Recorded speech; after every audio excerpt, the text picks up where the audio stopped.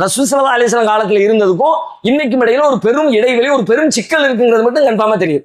என்ன சிக்கல் அப்படின்னு உள்ள ஓடி போனா பல பதில்கள் கிடைக்கிறது.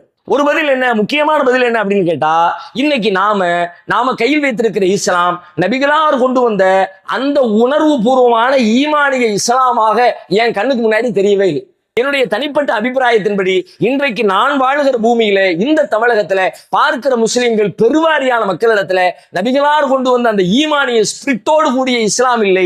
இஸ்லாம் என்பது வெறும் சடங்கு பூர்வமான மார்க்கமாகத்தான் நம்மிடத்துல பின்பற்றப்படுகிறது. அந்த ஸ்பிரிட்டோட இன்னைக்கு இருந்துச்சுன்னா அந்த ஸ்பிரிட்டை நோக்கி எப்படி ஒவ்வொருத்தரும் ஈர்க்கப்பட்டாங்களோ அது மாதிரி இன்னைக்கு ஈர்க்கப்படுவாங்க.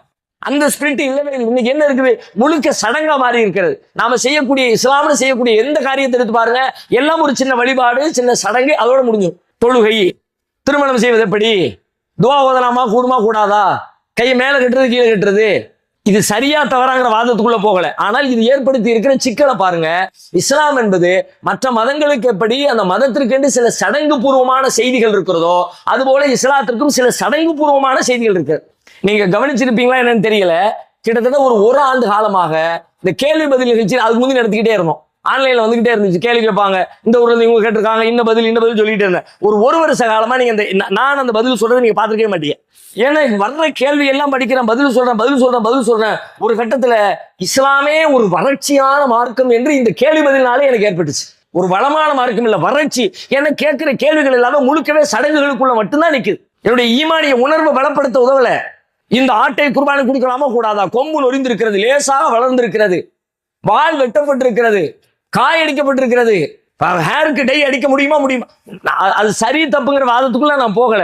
ஆனா முழுக்க எதுல நிக்குதுன்னு கேட்டா, இஸ்லாம் சொல்ல விரும்புகிற அந்த ஈமானிய ஸ்பிரிட்டை கடந்து சின்ன சின்ன சடங்குகளுக்குள்ளேயே எல்லோரும் சுற்றி வருவதை போன்ற ஒரு உணர்வு எனக்கு ஏற்பட்டுச்சு. நபி ஸல்லல்லாஹு அலைஹி வஸல்லம் அவங்க அதை மாத்தினாங்கன்னா இந்த வேதத்திற்கு, இந்த மார்க்கத்திற்கு மாற்றுகிற வல்லமை ஆற்றலும் இருக்கிறது. அதுக்கு இந்த மருந்து அந்த வேலையை செய்யும். இந்த மருந்துக்கு அந்த வேலை செய்யக்கூடிய ஆற்றல் இருக்கிறது. ஆனா அந்த மருந்தை எப்படி சாப்பிடணுமோ அப்படி சாப்பிடல.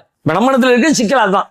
அந்த மருந்தை எப்படி பயன்படுத்தணுமோ அப்படி பயன்படுத்தாம அதை ஒரு சடங்கு, மற்ற மதங்கள் எல்லாம் எப்படி ஒரு சடங்குகளுக்குள்ள அடைக்கப்பட்டிருக்குதோ அது மாதிரி நாமும் இஸ்லாத்தை சடங்குகளுக்குள்ள அடைச்சு வெறும் சடங்கு பூர்வமான மார்க்கமா மாத்திக்கிட்டு இருக்கிறோம். அப்ப இதுல இருந்து முதல்ல வெளியே கொண்டு வரணும். அப்படின்னா நமக்கும் குர்ஆனுக்கும் இடையில இருக்கிற இடைவெளி, நமக்கும் இறைவனுக்கும் இடையில் இருக்கிற இடைவெளி, நமக்கும் இஸ்லாத்திற்கும் இடையில் இருக்கிற இடைவெளிகள் எல்லாம் அகற்றப்பட்டு நேரடியாக நாம உணர்வு பூர்வமாக இந்த மார்க்கத்துக்குள்ள நுழையணும். அதுக்கு என்ன வழி என்று யோசிக்கிற பொழுதுதான் இப்ப நாம பண்ணிக்கிட்டு இருக்கிற பயான் பண்ற வழி அதுக்குரிய வழி இல்லைன்னு எனக்கு பட்டுச்சு. நான் போறேன், என்னை கூப்பிடுறீங்க, ஒரு 500 பேர் 1000 பேர் ஆயிரக்கணக்கான பேர் திரட்டி உட்கார வச்சிருக்கிறீங்க. நான் போய் பேசிட்டு வந்துடுறேன். வந்துட்டு யோசிக்கிறேன், நான் என்ன பேச்சாளரா, அல்லது என்டர்டெய்னரா? 1 மணி நேரம் 2 மணி நேரம் உங்களை குதூகலமா அப்பா அப்படின்னு வச்சுட்டு அதனால எனக்கு என்ன லாபம்? நீங்க எல்லாரும் பயங்கரமான பேச்சாளர் சொன்ன உடனே உலகியல் லாபங்கள் உண்டா? அதிகபட்சமா இந்த பெருமை பேச்சை தவிர வேறு என்ன லாபத்தை உலகில் இழந்து விட முடியும்? சரி, பேசப்பட்ட இடத்திலே மாற்றங்கள் நிகழ்ந்து விட்டதா, மகிழ்ச்சி, அல்ஹம்துலில்லாஹ். ஆனால் பேசின இடத்துக்கு திரும்ப போறோம். 2 வருஷத்துக்கு முந்தி எப்படியோ அதே நிலை. அன்னைக்கு பேசணுமே, ஆமா நீங்க அன்னைக்கு பேசுங்க, இன்னைக்கு பேசுங்க. திரும்ப 2 வருஷம் கழிச்சு இன்னும் அதே பேசுங்க பாய், வேற எதையும் மாத்திர வேண்டாம். ஒரு புள்ளி கூட அதே லெவல் தான் இன்னைக்கும். இப்படி போகிற இடங்களில் எல்லாம் இந்த பேச்சுக்கள் அப்படியே பேச்சு கேட்ட இப்ப பேசுற அளவுக்கு உலகத்துல இதுவரைக்கும் உலகம் பேசுறதே இல்லை. அதுவும் மார்க்கத்தை பேசுறது இருக்குதே, எண்ணிக்கை மட்டும் இல்ல, இணையதளம்லாம் வந்ததுக்கு பிறகு நான் ஒரு இடத்துல பேசுறோம்னா இணையதளம் என் பேச்ச 100 இடத்துல கொண்டு போய் சேர்க்குது, 1000 இடத்துல கொண்டு போய் சேர்க்குது, லட்சம் இடத்துல கொண்டு போய் சேர்க்குது. அப்ப இப்ப என்ன பண்றது? பேச்சு நிறைய இருக்கிறது. யூடியூப் போட்டு விட்டுட்டு மணிக்கணக்கில் கேட்கறாங்க. 10,000 மணி நேரம் பயான் கேட்க நினைச்சா பயான் இருக்குது. இங்க இருந்து கார்ல ஆன் பண்றாரு, சென்னைக்கு போறாரு, 6 மணி நேரம் 7 மணி நேரம் பயணம். பாட்டுக்கிட்டுலாம் கேட்கறது இல்லை, பயானம். உங்க பயானோடும் அவங்க பயானோடும் வாழ்க்கையில் என்ன மாற்றம்னு கேட்டா உணர்த்தீங்க. நிறைய கேட்கறாங்க. ஒரு மீட்டிங் விட மாட்டோமே, சரி விடல, என்ன ஆச்சு?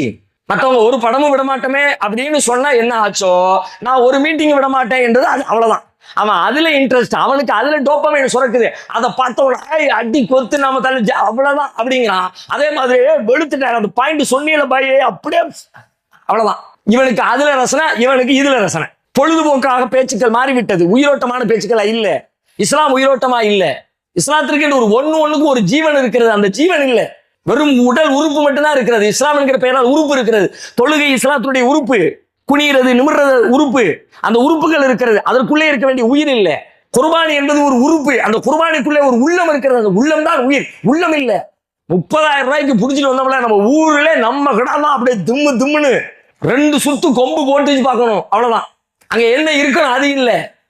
அப்ப உயிரோட்டமற்ற இஸ்லாம் நம்முடைய நடைமுறையில் இருக்கிறது. உயிரோட்டமான இஸ்லாம் என்று என்றைக்கு அது மாறுகிறதோ அன்றைக்கு தான் நபிகளார் காலத்தில் ஏற்பட்ட அதே மாற்றத்தை இங்கேயும் நம்ம பார்க்க முடியும். அடையணும், அடைய முடியாத ஒரு காணல் நீர் அல்ல, அது ஆகாயத்துக்கு போடப்பட்ட ஏணி அல்ல, நம்ம கண்ணுக்கு முன்னாடி அடைந்து காட்டப்பட்டிருக்கிறது. இப்போ இந்த இலக்கை நாம இது எனக்குள்ளே ஒரு கனவாக, ஒரு லட்சியமாக, இந்த இஸ்லாத்தை உயிரோட்டமான இஸ்லாமாக உலகத்திற்கு முன்னால் வைக்க வேண்டும் என்கிற உணர்வும் வேட்கையும் உண்டாகி இருக்கிறது. என்னுடைய அந்த உணர்வை, என்னுடைய அந்த வேட்கையை, என்னுடைய அந்த விருப்பத்தை தனி மனிதனாக என்னால் நிறைவேற்ற முடியாது என்று நான் நினைக்கிறேன். அதற்கு உங்க எல்லாருடைய சப்போர்ட்டும் தேவைன்னு நான் நினைக்கிறேன். அதுக்கு தான் உங்க எல்லாத்தையும் கூட்டி இங்க உட்கார வச்சிருக்கேன். இந்த பயண பாதையிலே இந்த லட்சியத்தை அடைவதற்காக தேவையான இயன்ற அளவிற்கு என்னால் ஆன உதவிகளை, ஒத்தாசைகளை, பங்களிப்புகளை செய்வதற்கு நான் தயார் என்று சொல்லுகிறவர்கள் ஒரு நிமிஷம் கைகள் உயர்த்துங்க.